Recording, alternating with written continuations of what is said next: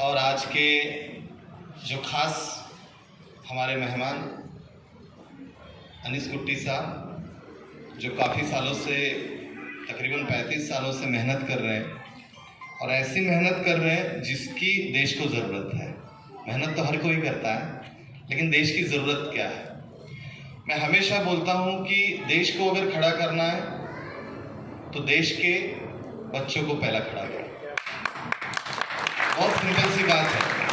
यही सिंपल सी बात बहुत बार समझी नहीं जाती। वही देश खड़ा होता है मजबूती से जब उनके स्टूडेंट्स मजबूती के साथ खड़े होते हैं, और स्टूडेंट को जो मजबूती के साथ खड़ा करने का काम करते हैं, उससे बड़ा काम मुझे तो नहीं लगता है। और वही काम अनीस साहब कर रहे हैं और उनके साथ ये स्टेज शेयर करने को आज मिल रहा है, तो मैं बहुत गर्व महसूस कर रहा हूँ। जो सामने मैं देख रहा हूँ तो मुझे ज्यादा बच्चियां यहाँ पे दिख रही है। बच्चे कहाँ जाते हैं क्या मालूम है ना, ज्यादा तादाद में यहाँ पे बच्चियां आई हैं। और हालांकि ये भी देख रहे हैं हम लोग कि बहुत बड़े पैमाने पे ऐसा एक दौर चल पड़ा है अभी कि हर फील्ड में बच्चियां आगे आ रही है। और उसका एग्जाम्पल मैं आज यहाँ देख भी पा रहा हूँ कि रमज़ान चल रहा है, रोज़े चल रहे हैं, तकलीफ है, आराम का अभी समय है, लेकिन फिर भी काफ़ी बड़े तौर पर तो बच्चियों के लिए एक जोरदार ताली मार। यहाँ पे शायद कुछ पेरेंट भी मुझे दिख रहे हैं। कितने पेरेंट आ गए? थोड़ा सा हाथ ऊपर कीजिए। पेरेंट, अच्छा, पेरेंट भी काफ़ी यहाँ पे आ गए, तो पेरेंट के लिए भी एक ताली मारनी चाहिए। कितना ख्याल कर रहे हैं वो। हमारे वक्त ऐसे पेरेंट नहीं थे, यानी वो भी ख्याल करते थे, ऐसा नहीं है कि वो ख्याल नहीं करते थे, इसीलिए तो हम लोग आज यहाँ पे हैं। लेकिन इस तरह का ख्याल नहीं कि मेरा बच्चा आगे किस तरह से बढ़ना चाहिए, उसके लिए मैं उसे कहीं पर लेके जाऊं कि वो सुने। आज काफी बड़े पैमाने पे पेरेंट्स जागरूक हो रहे हैं। वो चाहते हैं कि प्रॉपर गाइडेंस हमारे बच्चों को मिले, इसलिए पेरेंट भी बच्चों के साथ यहाँ पर आए हैं। मैं उनका भी यहाँ पे उनको कांग्रेट्स करना चाहूँगा कि आप बहुत ही अच्छा केयरिंग कर रहे हैं अपने बच्चों के लिए। सिर्फ कभी कभी ज़्यादा केयरिंग हो जाता है, वो मुश्किल हो जाता है बच्चों के लिए। कभी कभी ज़्यादा भी केयरिंग डेंजर होता है ना। हमेशा कुछ बच्चे हंस भी रहे कि कभी कभी ज़्यादा केयरिंग भी बहुत मुश्किल हो जाता है। करियर डेवलपमेंट बहुत ही इंपॉर्टेंट वो मोड है हर एक बच्चे का, क्योंकि उसका कुछ ना कुछ एक सपना होता है। अब यहाँ पर जो बैठे हुए बच्चे हैं, 8th स्टैंडर्ड के कितने हैं? जरा हाथ ऊपर कर दीजिए। ये एग्जाम भी अभी खत्म नहीं हुई, फिर भी आप यहाँ पे आए, वेरी गुड। 9th स्टैंडर्ड के, 9th standard, 8th standard, okay. 10, okay. 12 के, वो काफी आराम कर रहे बच्चे, बहुत मुश्किल एग्जाम्स वो छूटे हैं, तो अभी आजादी थोड़ा सा वो महसूस कर रहे हैं, इसलिए 12 के काफी कम यहाँ दिख रहे हैं। 8 के हैं, 9 के और 10 के हैं, ओके। और 12 के भी हैं। 11 का कोई है? गलती से आया हो, अच्छा। क्योंकि वो बीच वाले होते हैं ना, उनको ज्यादा फिक्र नहीं होती। 10 बस खत्म की है और 12 आने वाली है, तो थोड़ा तो वही आराम करने दो, इसलिए देखिए 11 के थोड़े से कम यहाँ पर दिखाई दे रहे हैं। तो आप यहाँ पे एक सवाल लेके आए हैं, एम्स ने जो ये प्रोग्राम लगाया है कि हाँ मुझे करियर करना है और मुझे सक्सेस होना है, राइट? सक्सेस होना है। कितने लोगों को सक्सेस होना है लाइफ में? जरा हाथ ऊपर कीजिए। यहां तो 100% नजर आ रहे हैं कि सबको सक्सेस होना है। हाथ ऊपर ही रखिए ताकि पता चले सबको सक्सेस होना है। अच्छा, इसको हाथ को थोड़ा टर्न कीजिए, ओके, उसको डाउन कीजिए और बोलिए शाबाश। इसलिए शाबाश कि आपको पता है कि आपको सक्सेस होना है। बहुत सारे लोग होते हैं, उनको पता नहीं होता है कि लाइफ में सक्सेस होना है क्या। समझ रहे इस बात को? आपको पता है, इसलिए शाबाश की आपको दी कि आपको पता है कि लाइफ में आपको सक्सेस होना है। बहुत लोगों को पता ही नहीं होता कि करना क्या है जिंदगी में। मैं तो बहुत बार पूछता हूं शायद मजाक भी लगे आपको, मैं तो बहुत बार पूछता हूं कि आप जिंदा क्यों हैं। अब इस सवाल का क्या जवाब होगा? क्या जवाब आपको ही पूछ रहा हूं, आप जिंदा क्यों हैं? क्या जवाब देना चाहेंगे आप? शायद किसी ने पूछा नहीं होगा, नहीं पूछा होगा। हम लोग तो पूछते ही नहीं सवाल। अगर किसी ने आपसे पूछा कि आप जिंदा क्यों हैं, क्या बताएंगे आप?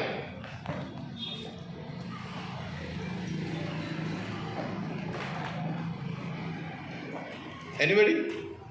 कोई देना चाहेगा जवाब? बहुत बार मुझे जवाब मिलता है, सर ये क्या सवाल हो गया क्या? अब जिंदा हूं, मरा नहीं हूं, इसलिए तो जिंदा हूं।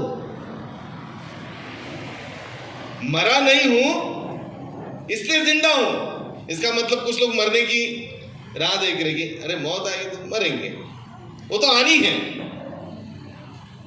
तो करियर वो मुकाम होता है कि आप उस लिए जी रहे, जिंदा है, उस तक पहुंचने के लिए आप कोशिश कर रहे हैं।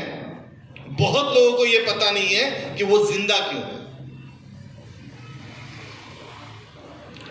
आप अगर इंडिया में देखेंगे, हर फील्ड में आप देखिए, ऑब्जर्व कीजिए, हर फील्ड में। किसी सर ने तो, आसिफ सर ने बहुत सारे फील्ड्स यहां पे फटाफट एकदम इन शॉर्ट में आपको एकदम ब्रीफली बता दिया। लेकिन हर फील्ड में सक्सेस का अगर आप रेशियो देखेंगे, कितने लोग सक्सेस होते हैं 100 में, कितने लोग सक्सेस हो? कोशिश बहुत लोग करते हैं, सक्सेस कितने लोग होते हैं? कितने परसेंट होते हैं success? 80%? 60%? No. 50%? No. 40%? No. 30%? No. No ही नो आ रहा है। कितने परसेंट सक्सेस होते हैं लोग? टॉपर कितने बनते हैं? 5%. 3%? और कोई? अजमल भाई से आ गया 5%, 20%, ये 2%। यहां से जवाब आ रहा है 1%। क्यों, ऐसा क्यों होता है? देखिए, यहां पे बैठे हुए हर किसी बच्चे ने, हर किसी स्टूडेंट ने हाथ ऊपर किया कि उसे सक्सेस होना है, राइट? हाथ ऊपर किया कि नहीं आपने? आप बोलिए, ऐसा किया कि नहीं किया? हाथ ऊपर किया। नहीं बोलना है तो नहीं बोलो, कुछ नहीं बोलना है तो रामदेव बाबा कर दो, गर्दन घुमा दो। देखिए, यहां पे ना आप जब बोलेंगे नहीं, जैसे अजमल भाई ने आपको बोला कि आपका इंट्रोडक्शन करा दो, आपको ये प्लेटफॉर्म है आपका, और आपको कहा कि आपकी पहचान करवा दो। 1% आ गया, एक बच्चा आ गया उसमें से। क्यों? बाकी लोगों के पास पहचान नहीं है क्या? क्या बात? आपके पास पहचान है कि नहीं? यस और नो? Yes. पहचान है? बताओगे नहीं तो पहचान कहां से होगी? लोकमत वाले छापेंगे क्या आपका? ये इनकी पहचान है, फ्रंट पेज पे फोटो। कोई पेपर वाला छपेगा क्या आपका? आपकी पहचान क्या है? कौन बताएगा आपकी पहचान? हम खुद। और अगर आप नहीं आप बताना चाहते हैं, वहीं से तो शुरुआत होती है, अपनी पहचान क्या है। आपको मौका था, मैं सोच रहा था कि अभी आधा घंटा गया पहचान में हमारा, इन्होंने बोल दिया आप धड़ाधड़ आएंगे बच्चे और अपनी पहचान बताना शुरू करेंगे। जब देख रहा हूं तो एक बंदा वो आया और उसने अपना इंट्रोडक्शन कर दिया। ये आपकी गलती नहीं है, आपको हम लोग अपॉर्चुनिटी दे रहे हैं, लेकिन आप नहीं आ पा रहे हैं, ये आपकी गलती नहीं है। Yes sir, no? किसकी गलती है फिर? देखिए कैसा है। अब इनको जिंदा बोलूं क्या मैं? जिंदा वो होता है कि वो बात करता है। क्या बात? मुर्दे बात करते हैं क्या? नहीं. तो मैं किनसे बात कर रहा हूं? आप जिंदा हैं? हाँ. ये देखिए जवाब नहीं आ रहा है बच्चों। देखिए अनीस साहब जब बात करेंगे तो आप हम वो सिर्फ भाषण करने के लिए नहीं आए, हमारा डायलॉग होना चाहिए। और ये प्रोग्राम भाषण वाला नहीं है कि हम लोग सिर्फ बात करें और आप सिर्फ हाँ अच्छा गए घर पे क्या बोले, हाँ अनीस साहब बहुत अच्छा बोले, ओ मोहिते साहब तो बहुत ही अच्छा बोले, इतना अच्छा बोले ना, सामने वाले मुझे क्या क्या पता चला, नहीं वो नहीं मालूम, बोले बहुत अच्छा। तो हम लोग इधर ये इसके लिए नहीं, एंटरटेनमेंट के लिए ये प्रोग्राम नहीं कि आपको अच्छा लगे, नहीं आपको कुछ रास्ता मिले, क्या बात, आपको कुछ रास्ता मिले, इसलिए ये प्रोग्राम है। हम आपकी हेल्प करना चाह रहे हैं, हम आपको मदद करना चाह रहे हैं, लेकिन मैंने ये भी देखा है कि अगर आप मदद नहीं चाहते तो आपकी कोई मदद नहीं कर सकता। क्या बात, तो मौका था आके अपना इंट्रोडक्शन करवा देना, लेकिन एक बंदा सिर्फ कर पा रहा है क्योंकि वो रिस्क ले रहा है। हाँ उसे भी डर लग रहा था, किसका डर लग रहा था, कौन था डराने वाला यहाँ पे, ऑडियंस। लेकिन ऑडियंस कभी बोलती देखा तू बोलेगा तो देख, हाँ बोलना नहीं, बिल्कुल इंट्रोडक्शन देना नहीं तुम्हारा, ऐसा कोई धमकाता है क्या? नहीं, हम ही अपने आप को डराते हैं। क्या बात, प्रॉब्लम क्या है, हम ही अपने आप को डराते हैं, अरे ऑडियंस क्या बोलेगी, ऑडियंस कुछ नहीं बोलती है। और फिर आया और उसने कॉन्फिडेंस के साथ अपनी बात डरते डरते ही रखा, लेकिन उसके बाद कॉन्फिडेंस आया, डेवलप हुआ। अभी उसको कहेंगे 10 मिनट बोल तो बोल पाएगा।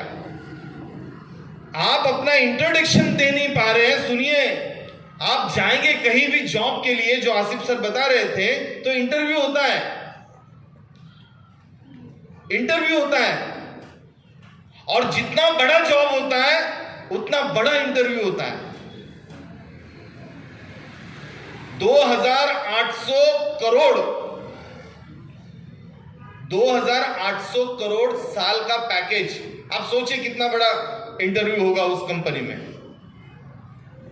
किसी को इतना पेमेंट होता है क्या 2800 करोड़ का साल में? हो सकता है किसी को? हाँ या नहीं? नहीं, मैं जिंदा लोगों से बात कर रहा हूं, मैं खुद को बता रहा हूं, मैं जिंदा लोगों से बात कर रहा हूं। एक साल में 2800 करोड़ का पैकेज किसी को होगा क्या? आप नहीं बोल रहे हैं। एक अमेरिकन कंपनी अपने सीईओ को 2800 करोड़ दे रही है। क्या इंटरव्यू होगा? उस इंटरव्यू में क्या पूछते होंगे? अपने भारत के सुंदर पिचाई जो गूगल के सीईओ हैं, उनको एक दिन का सैलरी कितना है मालूम है आपको? मालूम है? आप गूगल बाबा को हमेशा देखते हैं ना, जरा करियर के हिसाब से भी उसको सर्च किया करो। बाकी बहुत सारा सर्चिंग होते रहता है अपना, अपने जिंदगी के लिए भी उस पर सर्चिंग किया करो। सुंदर पिचाई साहब को एक दिन का सैलरी, उनका पूरा पैकेज पकड़े तो एक दिन का सैलरी 3.5 करोड़ है। एक दिन का 3.5 करोड़। वो देखिए, वो कंफर्म करिए, एक दिन का है, पॉसिबल है। तो इंटरव्यू कैसा होगा? अगर आप कल जाके इंटरव्यू में जाएंगे, अगर आप अपना खुद का इंट्रोडक्शन नहीं दे पाएंगे, तो वहीं से तो शुरुआत है। इसीलिए हम लोग पब्लिक स्पीकिंग का बहुत सारे कोर्सेज हम लोग लगातार करते रहते हैं। एवरी मंथ मेरी बैच होती है जिसमें हम खुद को कैसे पेश कर सके। प्रेजेंटेशन स्किल बहुत इंपॉर्टेंट है। सबसे पहली चीज है कि आपको खुद को प्रेजेंट करते आना चाहिए। नहीं तो आप बहुत विद्वान है, लेकिन दो बातें ढंग से अगर नहीं कर सकते तो इंटरव्यू में वही होता है। तो जब बड़े बड़े पैकेज होते हैं उसमें क्या सवाल पूछते होंगे, जरा सोचिए। क्या सवाल पूछते होंगे? नाम पूछते होंगे? डिग्री पूछते होंगे? बिल्कुल नहीं, ये मैटर ही नहीं करता। उसमें क्या पूछते हैं? उसमें एक बहुत इंपॉर्टेंट सवाल पूछते हैं, और वो ये होता है कि आपके जिंदगी में सबसे बड़ा फेल्योर कौन सा है, और उस वक्त जो आप फेल हो रहे थे, फेल्योर था, आपने खुद को कैसे मैनेज किया। ये स्टोरी सुनना चाहते हैं सामने से। तो करियर डेवलपमेंट में मुझे मालूम नहीं आप यहां पे क्या सवाल लेके आए। सवाल लेके आए हैं यस और नो, क्योंकि आपके चेहरे पे कुछ नहीं मुझे नजर आ रहा है। क्या आप अपना वक्त जाया करने के लिए यहां पे आए हैं? तो क्या आप सवाल लेके आए यहां पे? हेलो जिंदा लोगों, मैं आपसे बात कर रहा हूं। आप कुछ सवाल लेके आए हैं क्या? कितने लोग सवाल लेके आए? हाथ ऊपर कर सकते हैं। कितने लोग सवाल लेके आए? कुछ सवालात हैं आपके? तो आप क्यों आए यहां पे? अब अपने आप से पूछो। आपके मन में अगर सवाल नहीं है, आपको कुछ नहीं मिलेगा यहां से, जीरो। आपका भी समय बर्बाद। और जो अरेंज कर रहे इतना, इस तरह के प्रोग्राम नहीं होते हैं हमारे यहां, बहुत कम होते हैं। और एक ऑर्गेनाइजेशन, बाकी तो क्लासेस वाले बहुत सारे प्रोग्राम सभी करेंगे, लेकिन उनका एक मोटिव होता है। एम्स का क्या मोटिव है? तुम क्लास खोल रहे हो क्या? नहीं ना। हमारा तो मोटिव होगा, शायद मेरा भी, इनका भी, कि इसमें से कुछ बच्चे हमें मिले, मेरे कुछ क्लास में आ जाएं। ये हमारा मोटिव हो सकता है। आपका क्या है? एम्स का तो कोई एम्स नहीं है। एम्स ये है कि हमारा नासिक आगे बढ़े, हम में से कुछ बच्चे यहां से ऊपर जाएं और नासिक का नाम रोशन करें, महाराष्ट्र का नाम रोशन करें, देश का नाम रोशन करें। अब ऐसा सोचना अच्छा है या बुरा है? अच्छा है ना। लेकिन अच्छा वो होगा जब आप कुछ सवाल लेके आए कि यस मेरे सवाल है, मुझे आगे बढ़ना है। आपने तो सबने बोल दिया कि मुझे सक्सेस होना है, और मैं पूछ रहा हूं आपके कुछ सवाल है? आपके कुछ सवाल नहीं है। अरे सक्सेस होना है तो बहुत सारे सवाल होने चाहिए। सक्सेस होना है तो बहुत सारे सवाल होने चाहिए। अरे सवालों से तो दुनिया बनती है। आप जिस कुर्सी पर बैठे हैं, आप कुर्सी पर बैठे हैं, किसने बनाई मालूम है आपको? इसकी खोजबीन किसने की? जिस कुर्सी पर बैठे हैं, तो किसी के तो दिमाग में सवाल आया होगा ना, अरे बैठे बैठे तो कमर बहुत दर्द होती है, तो उसने कुछ ना कुछ उससे सवाल पूछा। अच्छा, रिलीफ देने के लिए ऐसी कुछ चीज बनाई जा सकती है क्या? तो उसके दिमाग में सवाल आया, बन गई कुर्सी। थॉमस एडिसन, जिसने रोशनी दी दुनिया को, उसके दिमाग में सवाल आया होगा ना, कि बिना सवाल के कि कोई उसके ख्वाबों में आ गया और बोल दिया, यीशु क्रिस्त ने, थॉमस एडिसन चल तू बल्ब का खोजबीन करना शुरू कर दे, मैं तुझे मदद कर देता हूं। और उठा, बोला अरे यीशु क्रिस्त मेरे सपने में आ गया और बोले बल्ब तो मैंने बना दिया। ऐसा होता है क्या? थॉमस एडिसन चौथी क्लास में थे, उसके दिमाग में जुगनू होते हैं ना, वो कैसे चमकते हैं। सवाल पूछा था, किसको पूछा था? टीचर्स को पूछा था। हम टीचर भी बहुत डेंजर होते हैं। आप सवाल नहीं पूछते ना, वो हमारी वजह से, क्योंकि हमने आपको सवाल पूछना दिया ही नहीं। हमने बोला है किताब में सवाल है और ये उसका जवाब है, बस पूछो मत सवाल। थॉमस को भी इसी तरह से चुप करा दिया था। बहुत सवाल पूछता है ये बच्चा, बिल्कुल सवाल मत पूछो। वो पूछ रहा था कि जुगनू कैसे चमकते, उसमें रोशनी कहां से आती है, और वहां से वो जर्नी स्टार्ट हो गई और दुनिया को रोशनी देने का काम थॉमस एडिसन ने किया। सवाल बहुत इंपॉर्टेंट होते हैं। अगर आप सवाल नहीं पूछेंगे, सवाल अपने आप से, सवाल अपने इर्द गिर्द लोग हैं उनसे सवाल पूछेंगे तो जवाब आएगा। अगर आपके पास सवाल नहीं है तो आपका एम क्या है? आप यहां अपने 2-3 घंटे देने वाले हैं, तो आप आए क्यों हैं? क्या खोजने के लिए आए? जो खोजता है उसे मिलता है। अरे जो खोजेगा नहीं तो कैसे मिलेगा? आप ट्रेन में सफर करते हो क्या कभी? आपने ट्रेन में सफर किया है?